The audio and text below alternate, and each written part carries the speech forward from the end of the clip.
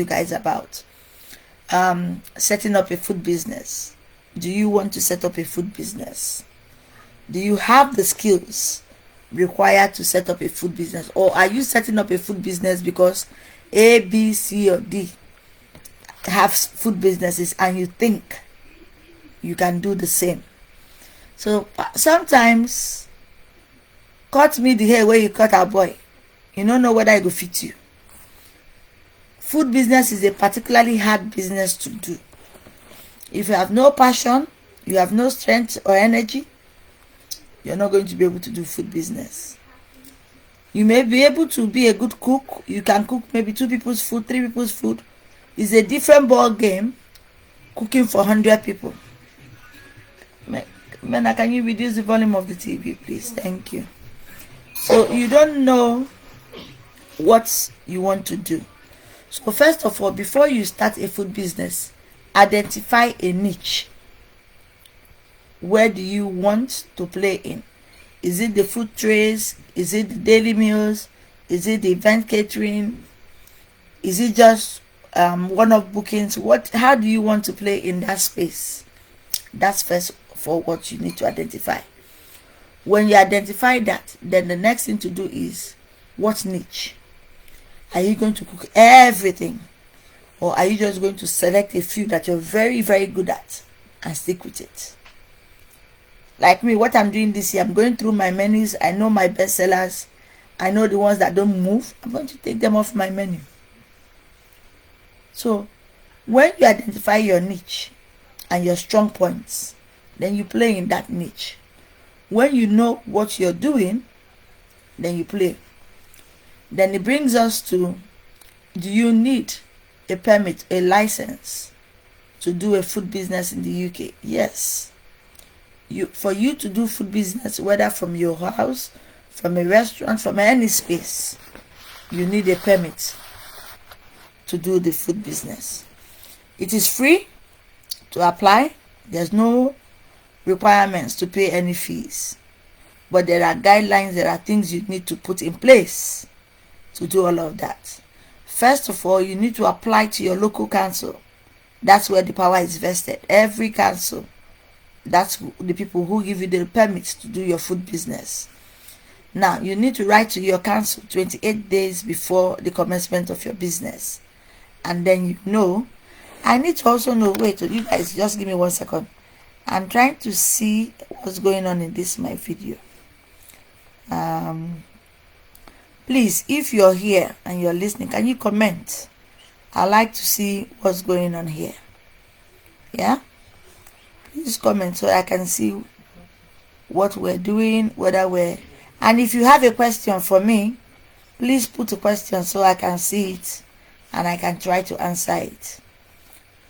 And there's a comment I can't see. Okay, I'm trying to see the comment, but okay, I probably will be looking at my phone as well so I can check what the comments are and I can address it. But if you have a question or a comment, please put it in the question box so I can see it and I can try to answer it.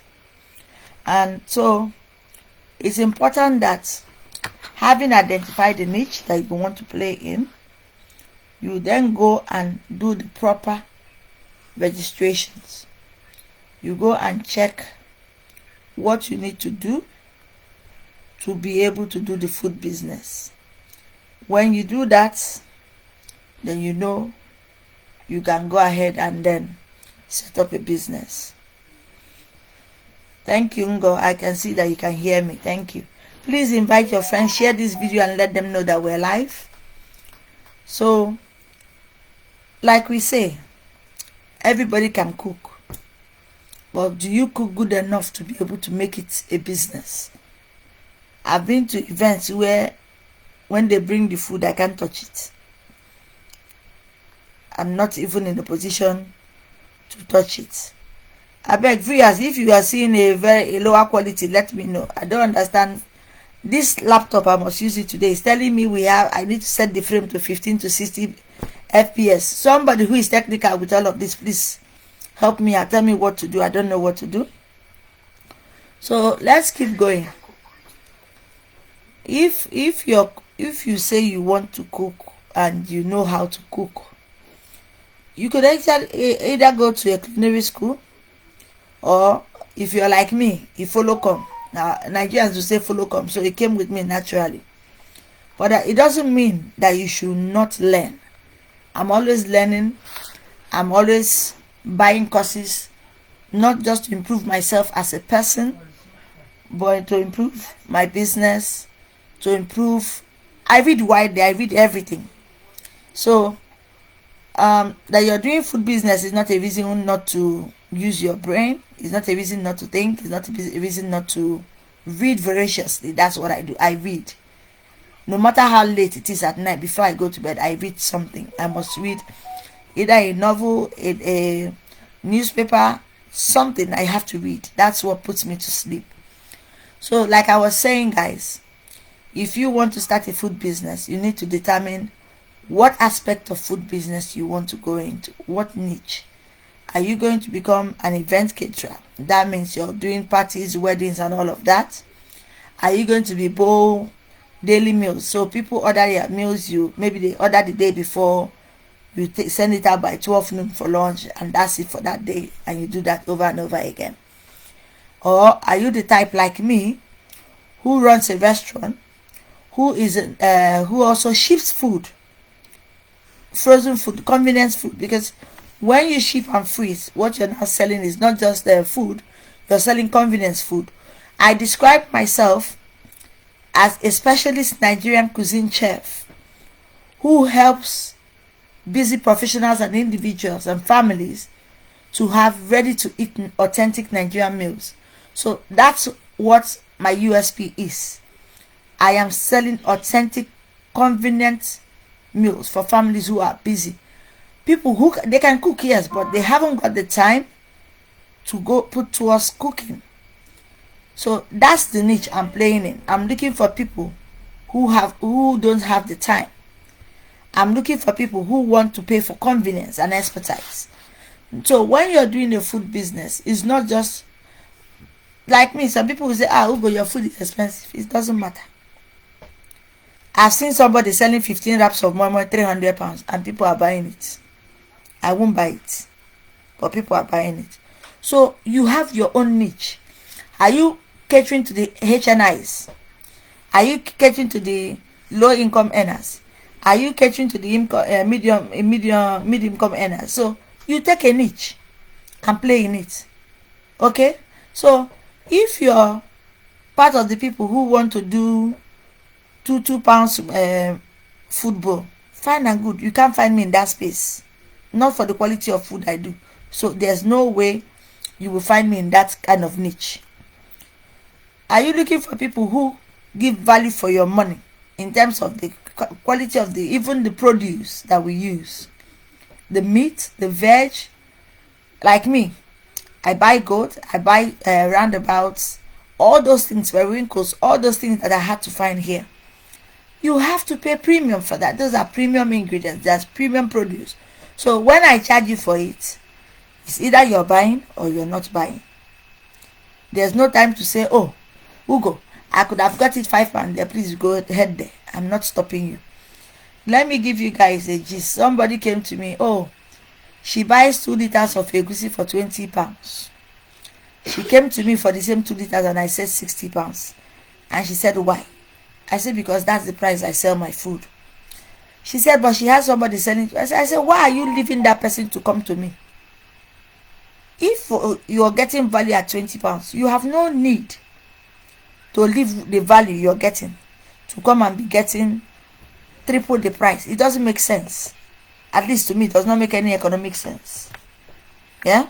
So, take your niche. Don't let any person undercut you. Don't let any customer. Customers are very funny. Some will say, oh, last week I bought it for so. They will call one big name that maybe you're supposed to hear and start panicking and tell you, after all, that person is selling. Now she know. You don't know how she got her produce. You don't know whether she's stealing it while you're paying for it. So, just mind your own lane and stay on it. What you need to do is know how to cost your food. Once you know the food costing and how much it's costing you to produce each unit of your meal, times it by 3, because you've got to pay for the produce, you've got to pay staff, and you've got to pay yourself. That's how to times the food cost. Then you know what your own pay is, what your profit is inside that. So when you have done that, then you have started on the path of being a foodpreneur, or somebody who makes food for a living, which is what I do. So when people will come and say, when I went to this other person's zone, don't be moved, don't go there. Customer will tell you that even your brother was selling the 2 penny yesterday, but they are not. Why are they not buying the 2 penny? Why are they coming to you to say, I want to buy this? Okay, so when you look at what they are doing, don't let anybody panic you. Don't let people say to you, this is this. No, don't do that. Don't do that at all. Make sure you know what you're doing and you keep doing it. Make sure you know what you're doing. So when I say to people that this is how to do your business, I'm teaching you what I do in my own business. Some people sent me messages, they want to know how to price their food in the UK. I've given you a small hint in this video now. So if you want it, you can actually come to my class. I'm going to do a class on how to price your food. So if you know how to price your food, then we can go ahead and talk business. But if you don't know how to price, you're always going to be playing catch up with other people and what they are doing. I don't play catch up. I stay in my lane and mind my business. I know that I'm good at what I do, so I stick to it and I keep doing what I do. So let me see. Can you see if there are comments? Because I can't see anything. I don't even know what's going on here. Can you still see me? Please say yes in the comments if you can. I don't understand what's, but anyway, we move. So like I was saying to you guys, do not just say, oh, I don't know what I'm doing. Do not just say, because A is doing this, you need to do this.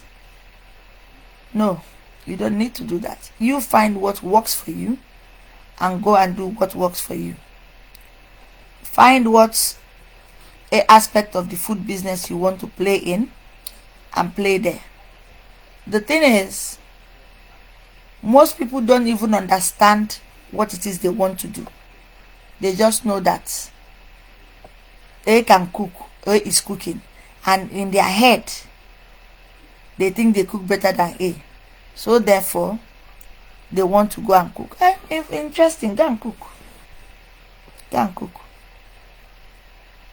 So like I said, when you start a food business, now let me break it down a bit more for you guys. When you start the food business, there are processes to put in place. If you're opening a restaurant, you need to have what is called a premises license. A premises license allows you to sell alcohol on your premises. Without a premises license, you are not allowed by law to sell alcohol. You don't need a license to sell food from the hours of 6 a.m. to 11 p.m. You don't need a license. But if you want to go beyond 11 p.m., you do need a license. But irrespective of the fact whether you're opening a restaurant or not, once you say you're a food business, you must register as a food business by law to be able to operate. If you don't do that, you're going to run the risk of going to jail. If you don't do that, you're running the risk of somebody eating your food and if they get ill or God forbid they die, and the food can be traced to you, you run the risk of going to jail for murder, because you're not licensed, you're not registered, you're not insured to run a food business. By the way, when you want to run a food business, please protect yourself, protect your business. Have an employer's liability insurance that protects you against any claims by your staff. So whatever happens, your insurance will pay your staff. Then have, by law, as a food business, you're required to have public liability insurance, minimum of £2 million. You will find I have £5 million public liability, because that's what gives me peace of mind. So that if you take me, because let's say, for instance, let me explain to you why you need an insurance. Let's say I cater for food for 100 people. Out of the 100, 50 become ill, and they come after me as an individual. Don't forget, I'm not trading as Ugonwa, I'm trading as a limited liability company. So they're going to go after my company, not after me personally. But even though that in the law court, I'll be the one representing my company, I'll be the one to answer the questions. Okay? So when you do that, two things, and let's say they issue a claim against you, as Ugonwa, if I'm not insured, I'm not in a position to pay that money or whatever fine or whatever damages that I'm asked to pay. So when you have that insurance in place, your insurance are the ones going to pay out to people who have become ill. We tend to think that is all well and good until this crystallizes. A whole lot of food businesses that operate from home do not bother to have an insurance or a license. They don't really bother. But the downside is things happen, and things will happen. When it does happen, you are going to be in big problems. So I would admonish you to say, do the right things, go and get the things the proper documents in place, and make sure that your paperwork is up to date, because you need the paperwork. We have what we call the HACCP. That's the critical points. That's in the law courts, you're judged by your peers. So that's a handbook that health and safety for the food hygiene certificates in England and Wales and Scotland have produced. Those are the guidelines you need as a food business. You need to know at what temperature to cook your food, at what temperature to chill, what you can freeze, how long you can freeze for, how you can warm it up, how do you warm it up, the process, and to what temperature. All those are contained in the HR policies. You need to be conversant with them. The laws have recently changed. Even now, when we label food, you're supposed to list all the allergens, because people take it for granted that because you're African you eat crayfish. Not everybody, even though the African, eat crayfish. Some people have allergies, so you need to list all the allergens in each food. You need to find the risk, and you need to clearly state it to say may contain nuts, may contain soy, may contain milk, because people have things that they are allergic to. So if you do not have those things properly described, you also stand the risk. If somebody gets ill and takes it up with the law, you stand the risk of going to jail. So that's that. I'm going to be having a class on how to safely set up a food business in the UK. I'm also going to have a class on how to migrate to the UK safely and legally. There are so many options on how to do all of this. Please, if you have questions for me, can you send it in the box so that I can see it and I can try to answer it.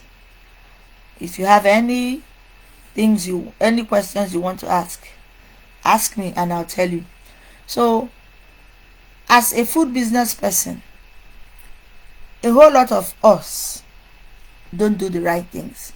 Recently, a Nigerian restaurant in London was fined £12,000 plus for not. In fact, they've been told to close permanently. They were still going to pay the fine, but they're permanently shut. And you know the thing with this our business, customers are not loyal. they are not going to wait for you. They keep moving. Na jaye we dey. As soon as that one door shuts, then others open. So if you're going to be in this industry and going to play at the highest level possible, you have to do the right things. And that is making sure your paperwork, your insurance, your staff, you've trained them, you yourself. As a food handler, the basic certificate you need, the basic requirement is a level 2 food and hygiene certificate. As a food owner now, as a food business owner, and I have staff under me, I need to have a level 3, which is higher and more expensive. Okay? So if you're going to set up a food business, you must remember, and you can do level 2 online. There's so many places doing level 2 food and hygiene for £10, £12, 20. Some people do in person, and that's about £200. And don't forget, when you have done it, you need to do it every 3 years. It's not once for all. No, every 3 years you need to do another food and hygiene exam, so that you keep up with the industry trends, the new laws coming up, how to label your food, how to keep the food safe, what you should do in case you do not think your food is safe, how to mitigate serving food that is unsafe or unfit for consumption. For instance, if you find a rat infestation in your restaurant business, the first thing to do is to shut your restaurant down. Bring in the, what's it called, the pest control to come and get rid of it. The downside is, if you don't do this, and for instance, somebody from the council comes to inspect you and finds that, they shut you down straight away. They actually would put you up in the law courts to defend yourself against that. So, and you must keep records. So even when you get the pest control people to come in and fumigate and get rid of the rodents or insects, whatever you need to get rid of, whatever infestation that you've had, you need to also report to the council to let them know this has happened, this is what you've done, and this is what you are put in place to stop it from happening again. That's what you need to do. Now, some of us will never do that.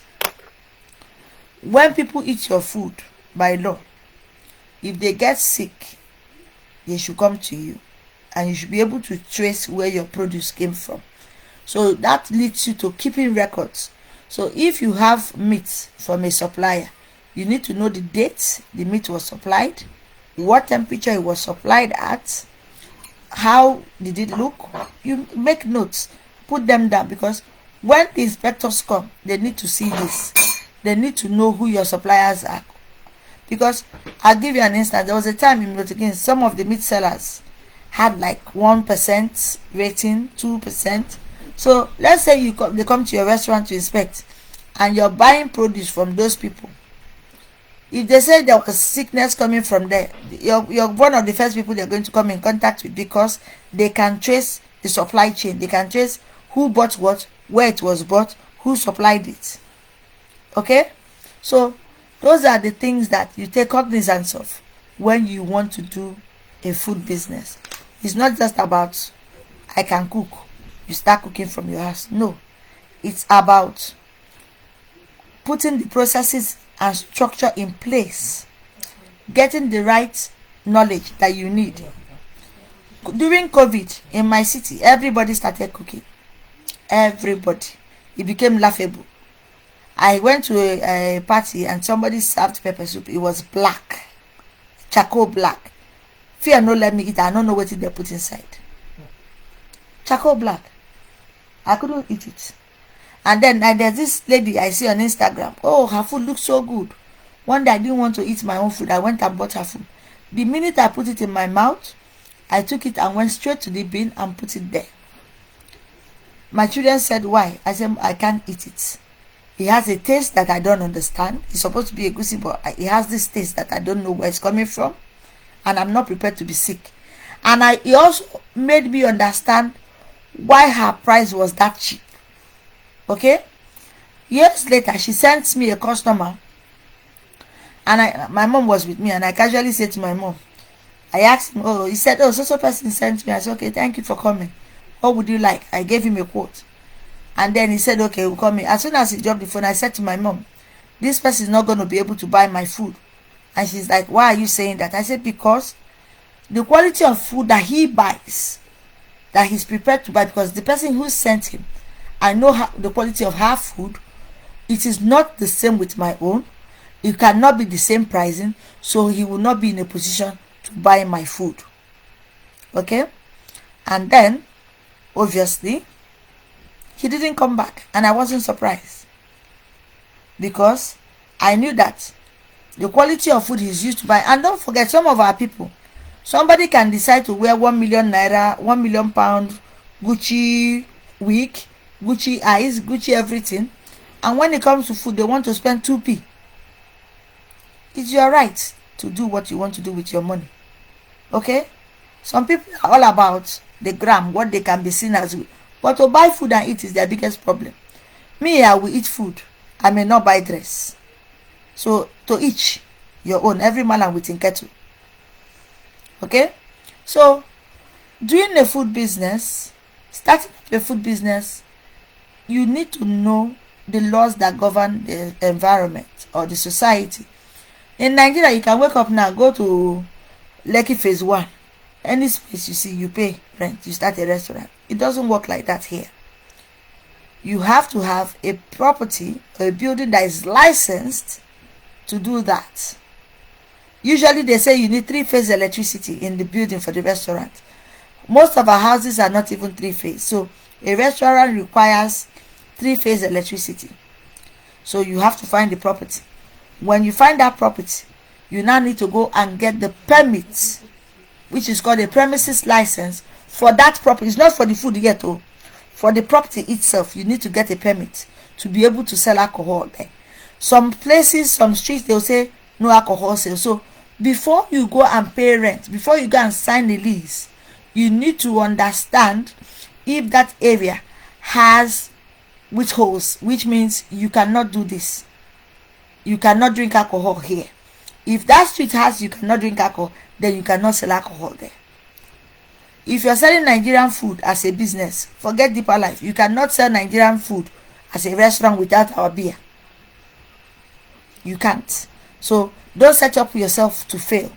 If you're going to do Nigerian business, make sure you have alcohol license. That's a different ball game. To get an alcohol license, you're going to need to do what we call a DCB. Yeah, now before it used to be a criminal background check. So you need to get that because they want to be sure that people who launder money, criminals are not going to come and try to launder money through your business. They want to see that. So the police is going to come and check you. The fire service will check. The local authority will check. Each of these people will give you conditions that you have to abide by. And they will come to make sure. Trading standards will come. For example, they will send, if you're running a restaurant, they can send a 7-year-old child to come and buy a bottle of beer. They want to see if you will sell, because by law we have what we call challenge 21, challenge 25, challenge 18. So if you don't look old enough to be able to buy alcohol, right? I should be able to say, can I see your ID? And if I see your ID and I can prove that you look your age, or that ID is you, and that if you say you're 21, then you're 21. If you say you're 25, that ID shows me that you're 25. Within the ambits of the law, I've done the right thing. Then I can sell to you.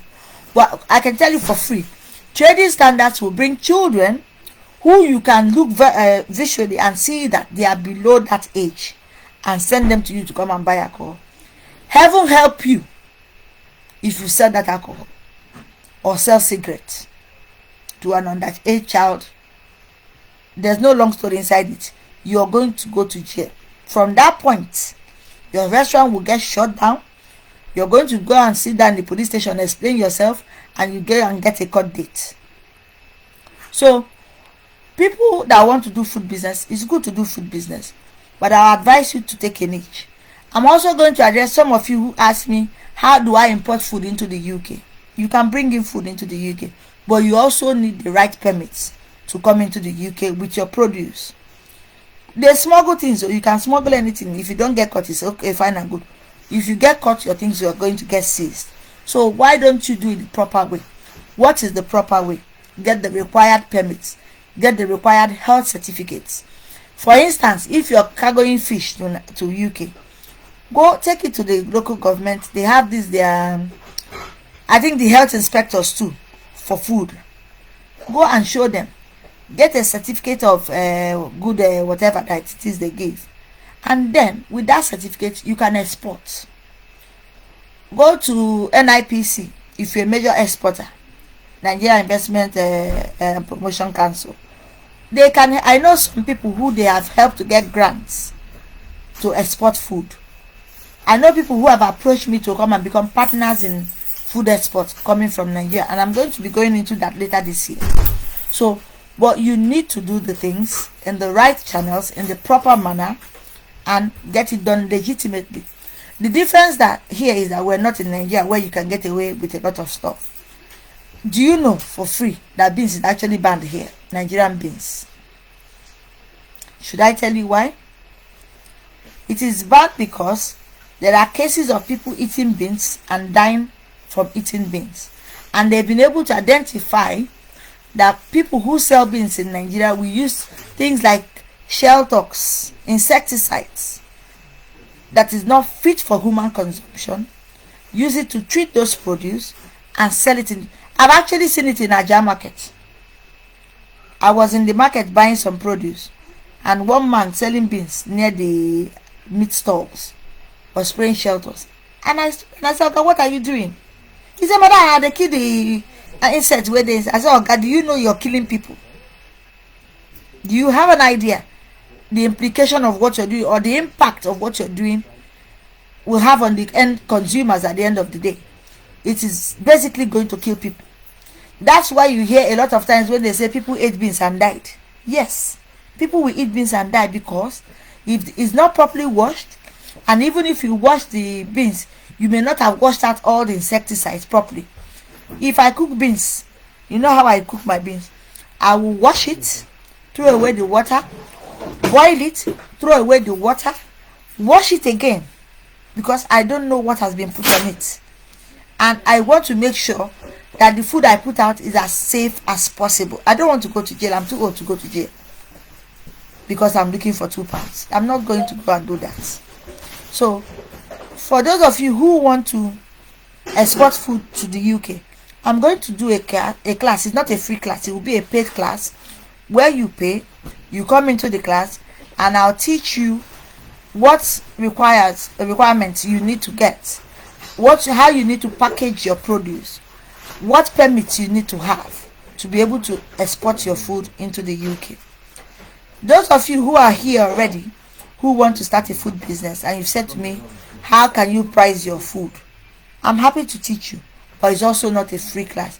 This year, my business is going in such a way that I'm beginning to monetize different aspects of my business. I'm leveraging on it.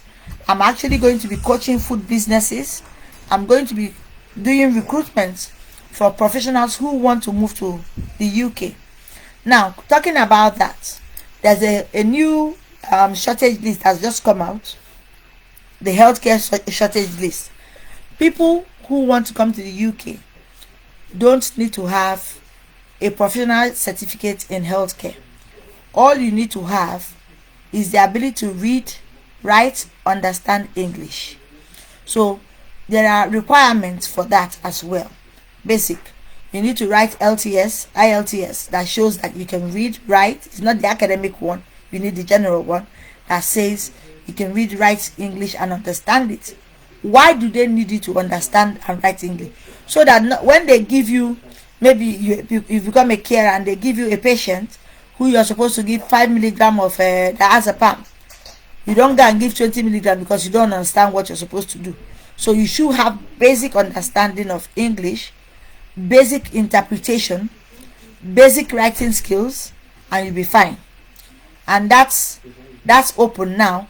Well, we're waiting to get more clarity on whether everybody needs a sponsored license or you're going to be able to sponsor yourself and come in here. So please, I'm still here for another 5, 10, 20 minutes. I think I'll be here max 20 minutes. If you have any questions. Okay. Because you say you want to know the challenges I've had and how I've managed them. My story is out there. I came to the UK as a student. I did my master's, and I wanted a business that I could do around my children. I got a job in the bank, but I figured that it didn't make any sense to work in the bank and then pay all the money to a childminder or a carer. So I started thinking, what could I do, or what am I passionate about that I would do and generate money? And when I cook food, people say, even in Nigeria, when I was in Nigeria, back in the day in the UNICEF, when I cook, my friends would be like, Ugo, let's go and bite it so you cook. So I've always cooked. I've always liked cooking. I'm a big foodie. I like to eat too. So that's how I started cooking. I started with my son's birthday. My son's birthday. All the food for the birthday was made by me, including suya. Suya is my best seller. I've sold suya now for 15 years. I supply other restaurants suya. So I started with that. I started with chinchin actually. Originally, some of the Asian shops here, they don't call me UG, they don't call me Ugo, they call me chinchin. Because that's what I started with. I would do chinchin. I would sell my chinchin, and whether I was making money or not, I didn't even know. But I was happy to be selling something. Then I introduced my suya, I introduced my Isiewu goat head, and I was doing that for years from my house. And then I was also doing food, I incorporated food, and I was doing food. And to take it back, I always would give credit to Mahesh. He was my lecturer. No, stop. He was my lecturer when I was doing my master's in Buckingham. And he came for my son's christening and ate my food. So we had this class, I'm sure Ladi will remember, managing people across cultures, and it had to do with the Nigerians learning maybe the Chinese or Japanese culture. We were going to do a presentation of it, wear their national dress, make their food, serve it the way. So when the people who picked Nigerian food were struggling to find who was going to do Nigerian food for them, and then my lecturer, my head says, go to UG. I was in her house, I ate her food is good. Go and ask UG to help you out. You should have seen me when they came, my classmates. I was dancing. Because whether I was making money, I didn't even know. The fact that somebody was going to pay me money. Did people hear that? Somebody will pay me money to cook food that I was cooking for free. Sure? Quick. I took the business. In fact, one of my Chinese classmates took pounded yam. I can't forget that picture. He took everything in the buffet and then took pounded yam. He didn't take soup. I had to go and say to him, no. When you take the pounded yam, you also need to get soup. So he went and took soup, and then, so that's actually what was a catalyst for my business. And then a friend of mine, she was in Buckingham too with me, Anita. She's in Canada now. Anita will come and say, Eugene, you're always cooking. I like your food. So she will give her food to her husband, and then the man will be like, why is she not charging you for this? And I actually went to his mom's nursery school, and one day he had a meeting with me. Say, Ugo, I'm happy to partner with you. I'm happy. Why are you not charging my wife? I said, So people will even pay. He said, yes, now why are you not charging? So I started with my suya, and I would charge £2. That time I used to put them in skewers, £2. And then I was experimenting with different cuts of meat to find which one was working for me. And even now, I've used this particular cut I use up till today for over 11 years now. I'm not going to be able to tell you the cut of meat I use. That's my trade secret. But I can tell you for free that I sent suya to Nigeria, I sent suya to Canada, I sent suya to US, I sent suya to Europe from my house in Milton Keynes. So the challenge was in 2018, my landlord gave us a contract. I've said this story so many times, but I'll say it again since you've asked me. My landlord came, and he's an Oyibo man, changed our contract from a lease to a license. I went to my lawyer and I said, please, should I sign this? He looked at it, said to me, Ugo, I'm not a commercial property lawyer. You need to go and give a commercial property lawyer. So I took it to one, and the document was a page like this. And the guy said to pay him £3,000 to read one page as a haba. Now, wow, Ghana. And don't forget, we have been conditioned that Oyibo people are straightforward. They are not. They are not straightforward. And my landlord kept saying, oh, Yuji, you don't have a problem. It's just the same thing. It's just the same thing. You just have to sign. It's nothing different. Ayana, see Omoibo. Trying to save £3,000. I signed that. And that was the biggest mistake so far in my life. Do you know that I lost over £250,000 for not paying somebody 3K? I will gladly pay that 3K 10 times and over now than lose that business the way it happened. So when I signed that and that happened, I was cut out. We went to court. We tried to get an injunction. We got an injunction for 1 day. But the system was skewed against all of us. Most of us in the premises were blacks and Asians. We had only 2 white people who were sharing one shop. So they just said, okay, first of all, go and vacate the premises and then come back to court for damages. So we left. That decision, for months I was crying, for months I was depressed. My husband was ill at some point. I was struggling financially. But we were really struggling because my husband is a contractor. He does contracts, IT contracts. He was out of job. I had no business. We had school fees to pay. We were really in their financial straits. But you know, you can't wallow in pity for too long. If you get lemons, you make lemonade. You fall down, the only way to come is to come up, or you sink. So we decided that we were not going to sink. And I had customers who would say to me, madam, even if it's from your house, go back, just go and do something. I cried though. Let me not lie. I was depressed for months. I cried shaggy. Every paragram I would cry. Everything I would cry. It was as if everything, the world was against me. You know. But we picked up again. We started again. And benefit of hindsight now, I would say it was a blessing in disguise. God was preparing us for COVID. Because if we had still had the shop, the landlord I had is an idiot. We would have still paid rent, whether we were trading or not. Because we were not council tenants, so it wouldn't have mattered. He would have been charging us rent, irrespective of the fact that everybody was shut down. So I thank God for all of that, and for me it's a blessing in disguise. He prepared us for what was to come. And what was to come was COVID. And COVID came and we survived it. As a business, we're thriving. As a business, we're surviving. We could do better. We're planning to do better. We're putting in structures in place and processes in place to expand and to scale bigger. You know. So coming up here, talking to you guys, is one of the things we're doing to create brand awareness, to create brand visibility, to share knowledge.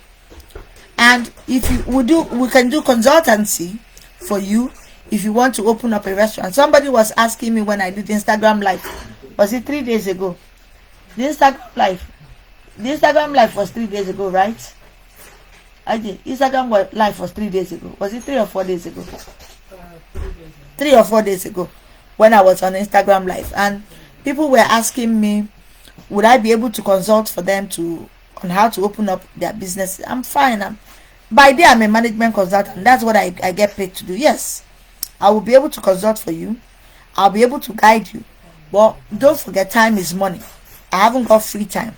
So if you're interested in any of the classes that I'm going to be putting up, please send me a message, send me a DM, and my number, let me go and pin my number so you can send me, you can message me.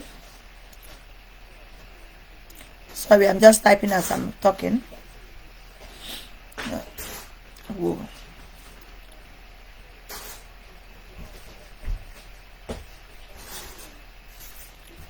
I've just put up my number there. Let me see if I can pin it. How do they pin it? Yeah, I've pinned it. So to send me a message, you can email my business at info.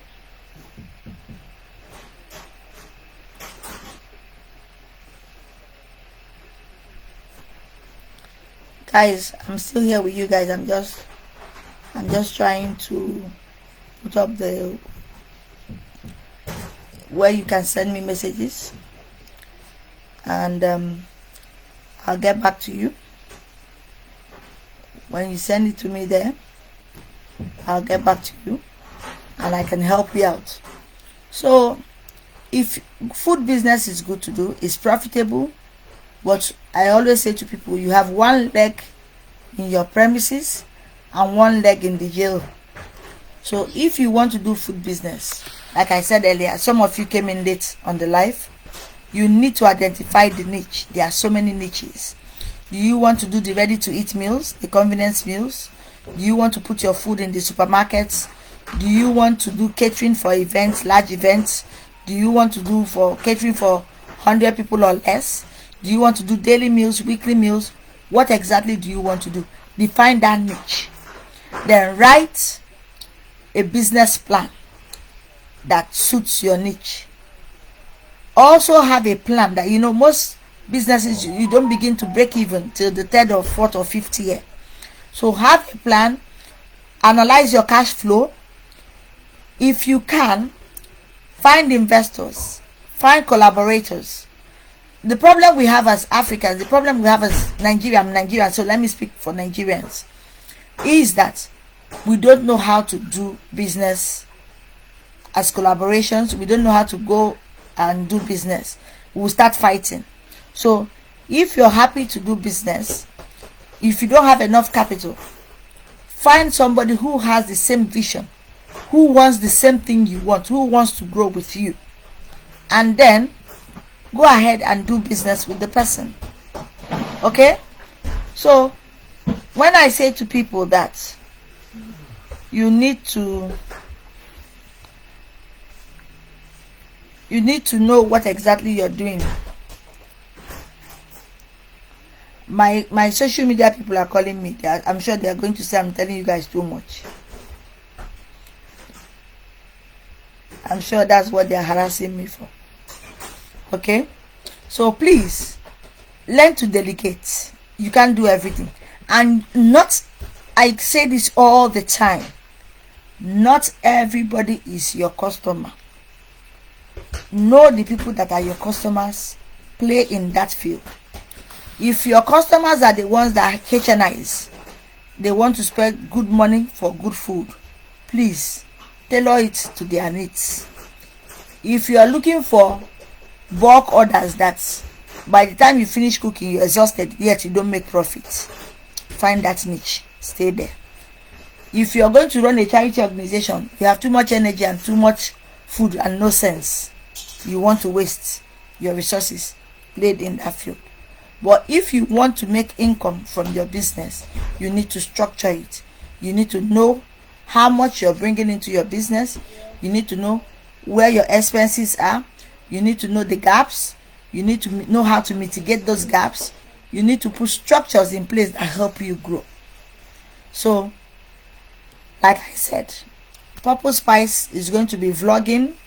I'm vlogging as Ugonwa, Onwuneme-Ikolo. I'm the MD CEO, Purple Spice Catering Milton Keynes. I'm the MD CEO, Afro Pop Consults. I'm also the MD CEO, Food Boss UK. So these are different aspects of my business. When you decide what you want to do as a business, be it food, be it startups in food businesses or any other aspect, I'm also a management consultant. So you can come and talk to me and we can see how we can help you. For those of you who are here, who are planning to come into the UK, there are legal ways of coming into the UK. You can come in here legitimately as an investor. You can invest in an already existing UK business, but you need a minimum of £250,000. That is the very minimum. You can come here as a HNI. You need between £2 to £10 million, depending on the route you want to use. we are here to advise you. We have lawyers, immigration lawyers who work with us, who are in a position to advise you for a fee for whatever route you want to go through. So tonight has been enjoyable for me. I've enjoyed speaking with you guys. I've enjoyed seeing all of you that have come here tonight. And like I said, if you have questions for me, send it to info@purplespice.mk.com. I hope I put .com there. Yeah, I did. So if you're planning to move to the UK and you need us to help you with your immigration matters, we have lawyers who we work with who can help you do that. We have healthcare providers who do trainings which will help you arrange if you want to come through the healthcare visa route.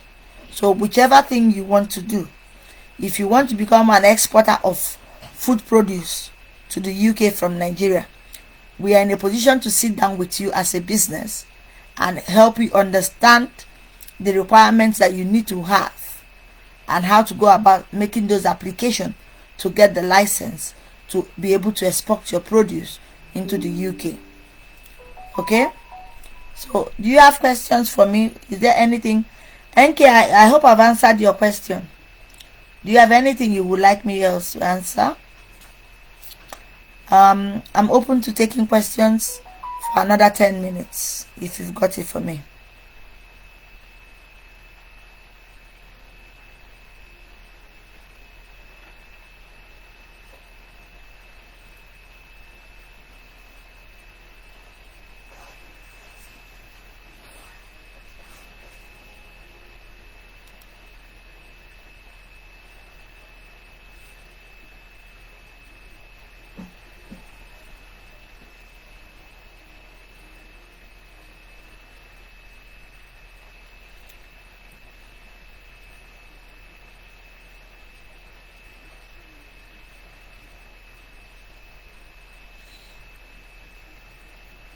Sorry guys, I'm just looking at my phone.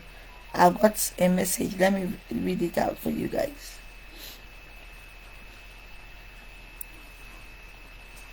Okay, I've got the text. It says, how long do you expect to break even when you open a business? I think I've answered that question. It depends on how the structures and how you're running the business. You have to understand your cash flow. First of all, you do a cash flow analysis. You need to, I will advise you, when you want to start a business, whatever business, please have at least 6 months worth of bills, money for your bills, salaries, utilities, whatever it is that needs to be paid for. Have that money somewhere in the bank, at least for 6 months. Okay, and make sure that you have access to funds. Those of us here, the only way to get access to funds is to have good credit. So make sure that you put your credit straight. So anything that is going to stop you from accessing funds from the bank, please straighten it. And there are grants. There are also grants that you can access, but you can't access a grant if you're not legally registered as a business. Excuse me. So if you're asking me how sources of income, your family, your relations, I don't know, if you plan to open a business, you must have a plan of how you're going to start off. Because I can tell you for free, you don't start making profit the day you open it. It doesn't work that way. But if you have structured your business, you have a plan, you break it down into short term, medium term, long term, you understand how you're going to keep moving your targets and keep till you're able to scale your business properly, then you're in a good stead. You also have to be able to have funding, maybe from the banks, maybe from family, maybe from investors who are happy to invest in you. But I will tell you something, integrity is key. Integrity in anything you do is really, really key. Because when people hand over their monies to you, please don't fight. Don't fight. make sure that you protect yourself. Learn from my experience. When you're going into a business with somebody, whether you're signing a lease or whether you're signing any tenancy agreement, whether you're signing anything, pay a lawyer their worth and let them interpret what you're signing properly. Make sure you protect yourself and your back, because it will crystallize, and when it crystallizes, you're going to be liable. You're going to be liable. Don't do business that you're not sleeping. The banks are chasing you, your investors are chasing you, and doing business is not a get rich scheme. It's not a get rich quick scheme.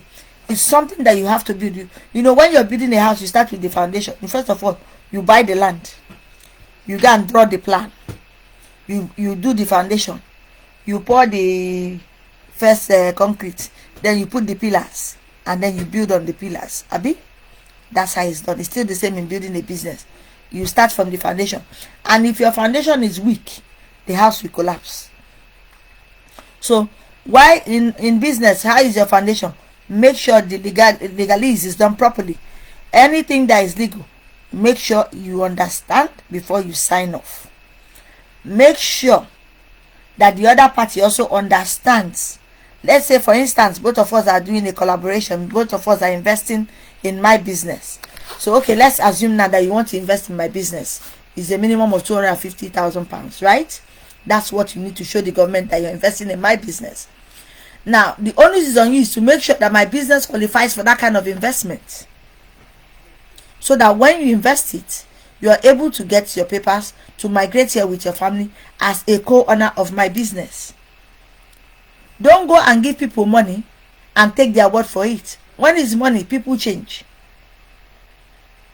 So whatever you're doing, make sure you understand every aspect, every inch of the way. And please don't go into food business because you can cook for your husband. Your husband's palate is different from every other person's palate.